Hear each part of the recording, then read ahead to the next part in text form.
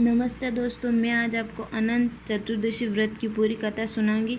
आप चाहे तो पूजा के साथ भी यह कथा सुन सकते हैं। अगर आपने पूजा के साथ नहीं सुनी है तो इस प्रकार के किसी भी अनाज की ये रोले बना लें, उसके ऊपर कलश रख दें और कलश के ऊपर मोली बांध दें।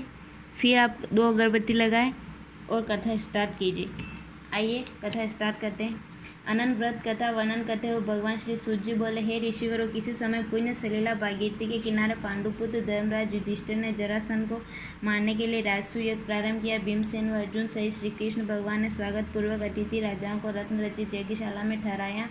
मोतियों की जालरों से वह शाला इंद्र भवन के समान सुशोभित हो रही थी। उसी समय वहां कुरुनंदन दुर्योधन ने पदार्पण किया। सूखे स्थल को जल युक्त जान दुर्योधन वहां पर अपने वस्त्रों को उठाकर शने शने चलने लगा।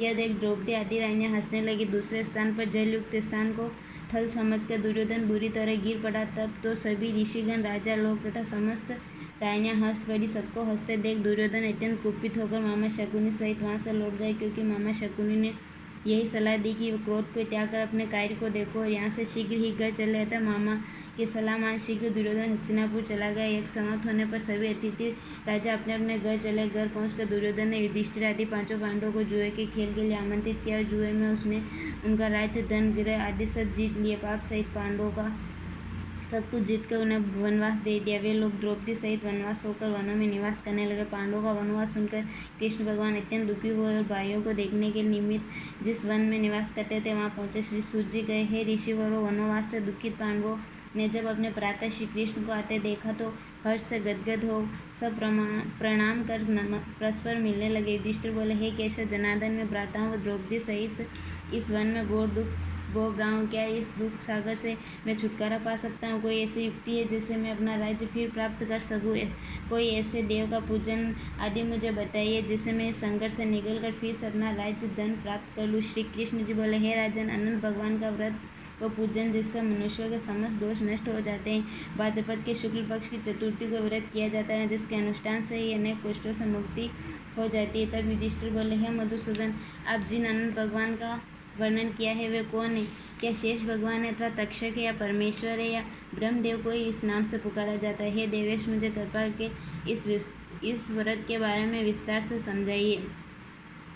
श्री कृष्ण भगवान बोले, एक बार सुमित नामक ब्राह्मण था। उसके सुशीला नामक कन्या थी। सुशीला धीरे धीरे बड़ी होने लगी। बड़ी होकर सुमित ने सुशीला का विवाह कौंडिन्य नामक ऋषि से कर दिया। कौंडिन्य ऋषि से विवाह होने के उपरांत सुशीला और कौंडिन्य दोनों आश्रम की तरफ लौट रहे थे। यमुना किनारे पहुंचकर कौंडिन्य ऋषि नित्य कर्म से निवृत्त होने के लिए चल दिए। उधर वही नदी किनारे शीला ने देखा कि कुछ स्त्रियों के झुंड लाल लाल कपड़े पहने मध्याह्न के समय अनंत भगवान का पूजन कर रही। वे चतुर्दशी का दिन था। उन्हें देख शीला भी उनके निकट पहुंच गई और उनसे बोली, हे बहनों, आप किस देवता का व्रत व पूजन कर रही है? उसके प्रश्न उत्तर वे स्त्रियाँ बोली, हे बहन, यह व्रत अनंत व्रत कहलाता है। हम लोग अनंत भगवान का पूजन कर रही हैं। यह सुन शीला ने कहा, मैं यह व्रत करूंगी। कृपया यह बताइए कि इस व्रत को क्या विधान है तथा किसकी पूजा की जाती है और क्या दान दिया जाता है? तब स्त्रियों ने कहा, हे बहन, एक से शुद्ध अन्न का पकवान बनाकर आधा ब्राह्मण को खिलावे, आधा आप स्वयं खावे और श्रद्धापूर्वक दक्षिणा देवे। यह व्रत कुशा के शेष नाग बनाकर बांस की टोकरी में रखे, फिर स्नानादि से निवृत्त होकर उनका पूजन करे। उसके बाद एक सूत का धागा लेवे, फिर 14 गांठ लगाए उसमें और अपने दाएं हाथ अपनी 14 ग्रंथि लगाकर भगवान के आगे रखे और उसका पूजन करे। फिर बाईं भुजा में बांध ले। यदि पुरुष पूजन करे तो दाईं भुजा में बांध ले। सूत बांधते समय यह मंत्र पढ़े, हे वासुदेव, इस संसार समुद्र में डूब रही हूँ, आप मुझे उबारिए। आप इस अनंत रूपी सूत में विराजमान हैं, आपको हर बार नमस्कार। इस प्रकार यह अनंत सूत बांधकर व्रत करे।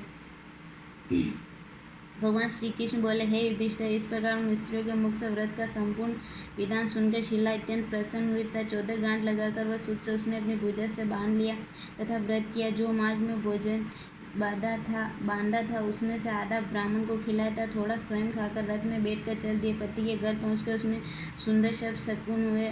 उसके घर धन, दान, समृद्धि आदि की प्राप्ति हुई और दोनों खुश रहने लगे।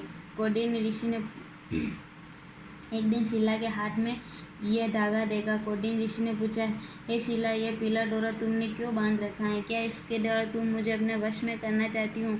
शिला ने कहा, हे पतिदेव, अनंत भगवान का सूत्र है। इसके द्वारा मनुष्य धन दानता ईश्वर प्राप्त करता है। इसी कारण यह सूत्र मैंने धारण किया। यह सुन धन में अंधा कौंडिन्य ऋषि डोरा तोड़ डाला। उसे फटकारते हुए बोला, हे दुष्टा, वह कौन अनंत भगवान है जिसके विषय में तुम बकवास कर रही हो? कौंडिन्य जी ने वह अनंत सूत्र अग्नि में फेंक दिया। शिला झपट से उसे उठा लिया और दुग्ध पात्र में डाल दिया। इस प्रकार अनंत सूत्र को तोड़कर फेंकने से ऋषि का धन धान्य ऐश्वर्य सब नष्ट हो गया। परिवार के सदस्य भी दुश्मनी करने लगे। इस प्रकार अनंत भगवान का निरादर करने से कौंडिन्य के घर में दारिद्र्य का पूर्ण रूप से निवास हो गया। श्री कृष्ण बोले, हे युधिष्ठिर, पड़ोसियों ने वार्तालाप करना बंद कर दिया। तन धन सब अत्यंत कष्ट को प्राप्त हुए। अत्यंत दुखित हो एक दिन कौंडिन्य अपनी स्त्री शिला से बोला, यह एकाएक कैसी विपत्ति मेरे ऊपर आ गई है जिसके प्रभाव से मेरे पास कुछ भी नहीं रहा। यहाँ तक कि बंधु बांधवों से कलेश हो गए, कोई मुझसे बोलता नहीं है। तब वह अत्यंत चतुर स्त्री मीठी वाणी में समझाकर कहने लगी। शिला बोली, हे पति श्रेष्ठ, उस दिन जो आपने अनंत सूत्र तोड़कर फेंक दिया था और अनंत भगवान की अपशब्दों में निंदा की थी, उसी का यह दंड भोगना पड़ रहा है। हे प्रभु, आप उसी के निमित्त कुछ करिए, तभी आपका भला हो सकता है। अपनी पत्नी की बात सुन कौंडिन्य जी ने भगवान का स्मरण किया और गृह त्याग कर वन में तपस्या करने लगा। वह रात दिन यही विचार करते है कि मैं कहाँ पर उन भगवान को ढूंढूं जिनकी कृपा से मुझे हर प्रकार का सुख प्राप्त हो, जिनकी निंदा से सब कुछ नष्ट हो गए हैं, इसी से मुझे दुख प्राप्त हुआ है। कौंडिन्य ने तपस्या करते हुए एक वृक्ष को देखा। कौंडिन्य ने उस वृक्ष से पूछा, तूने अनंत भगवान को देखा है? उसने उत्तर दिया, मैंने नहीं, अनंत को कभी नहीं देखा। तब उन्होंने गाय से पूछा, तुमने कहीं अनंत को देखा है? गाय ने उत्तर दिया, मैंने नहीं देखा। इस प्रकार उसने 2 पुष्पाणियों, बैल, हाथी आदि से पूछा। सभी ने उत्तर दिया, नहीं, हमने कहीं अनंत को नहीं देखा है। इस प्रकार थककर कौंडिन्य जी धरती पर गिर पड़े और मूर्छावस्था में हो गए। तब चैतन्यता आई तो फिर अनंत रखते हुए उठ बैठे और यह प्रण किया, अब मैं अपने शरीर को छोड़ दूंगा। बिना अनंत भगवान का दर्शन किए जीवन व्यर्थ है। इस प्रकार प्राणों को मोह छोड़कर कौंडिन्य जी ने एक वृक्ष में फांसी के लिए रस्सी लटकावे। जो फंदा अपने गले में डालने के लिए हुए, अनंत भगवान प्रकट हो गए। वे एक व्रत ब्राह्मण के रूप में धरे कौंडिन्य के निकट आए और अत्यंत प्रेम भरी वाणी में कौंडिन्य का हाथ पकड़कर बोले, हे विप्र, मेरे साथ चलो। ऐसा कहकर कौंडिन्य को साथ ले एक पर्वत की कंधा में चले गए। कौंडिन्य ने देखा कि वहाँ उनकी एक सुंदर पुरी है जहाँ बहुत से स्त्री पुरुष निवास करते हैं। उसी पुरी में उन्होंने एक दिन कौंडिन्य को अनंत भगवान का दर्शन कराया। देवाधिदेव सदैव अजय ऐसे विश्व रूप अनंत भगवान को देखकर कौंडिन्य जी गदगद हो गए, परम विठल होकर कंठ से स्तुति करने लगे। कौंडिन्य जी बोले, हे पुंडरीकाक्ष, मैं महाअधम और पापी हूँ। मुझे पापात्मा ने एक पाप कर्म किए हैं तथा मैं पाप से उत्पन्न हुआ। आप मेरी रक्षा कीजिए। कौंडिन्य ऋषि की सुंदर स्थिति सुनकर अनंत भगवान बोले, हे कौंडिन्य, आज मैं तुमसे परम प्रसन्न हुआ। तुम बिना किसी भय के अपने हृदय की बात मेरे आगे स्पष्ट कर दो। तब भगवान की अभय करने वाली सुंदर वाणी सुनकर कौंडिन्य जी बोले, हे भगवान, मैं धन ऐश्वर्य से मदचूर हुआ था। मैंने कमंड में तुम्हारा तिरस्कार किया और अनंत का डोरा तोड़कर फेंक दिया। उसी फल मुझे यह भोगना पड़ रहा है। मेरा धन ऐश्वर्य आदि नष्ट हो गए। हे प्रभु, आप मुझे जीवन से अत्यंत निराश हो अपने आपके चरण में आया हूँ। हे भगवान, देवों के देव, आपने कृपा करके मुझे दर्शन दिया है, मेरे जीवन को सार्थक किया है। हे विश्वरूप, मेरे इस पाप का प्रायश्चित बताइए। अनंत बोले, हे कौंडिन्य, तुम शीघ्र अपने घर को प्रस्थान करो। 14 वर्ष पर्यंत अनंत व्रत का अनुष्ठान कर, तब तेरे समस्त पापों का नाश हो जाएगा। हे विप्र, वर से तुझे अटल भक्ति मिलेगी। सांसारिक कोई भी मेरी भक्ति से विमुख नहीं कर सकता है। इस लीला की व्रत कथा सुनकर कौंडिन्य ऋषि अपने घर गए और उन्होंने शिला के साथ अनंत का व्रत किया।